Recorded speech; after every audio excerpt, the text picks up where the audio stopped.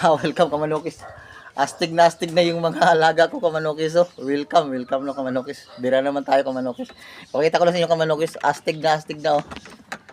Ah, oo. Astig na Kamanokis. Hindi na umayaw, pwede na pang salang. Kamanokis, ang ano ko sa inyo Kamanokis. Ito at saka yan, binitaw ko na talaga. Yan, binitaw ko na.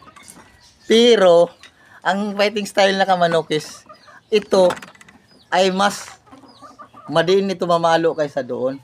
Pero naman ang yung talisay ko ay magaling umilag. Ito naman malakas pumalo kaysa yan sa talisay na yan. Mas madiin at malakas mamalo to kaysa diyan. Yan ang mga ibang kapag mistiso at saka quality Kamanokis, ayan talaga ang isang basihan ko, no? Kapag quality ang manok mo, sigurado yan, malakas talaga mamalo at madiin. Tapos yung medyo mistiso, magaling din sila umilag at saka medyo mahina talaga sila pumalo. Kung sa ano, hindi talaga gaano madiin. Pero doon din sila sa ilag, yan ang katangian sa dalawa, no, quality at saka medyo mistiso. Yan sa akin Kamanokis, nakita naman ninyo.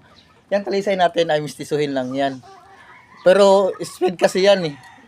Mailag tapos speed. Ito naman sa akin, ito ay maangat tapos madiin pumalo. At saka maraming palo, volume na palo. Yan, hindi masyado. Kamanokis, no. Hanggang dito lang po Kamanokis.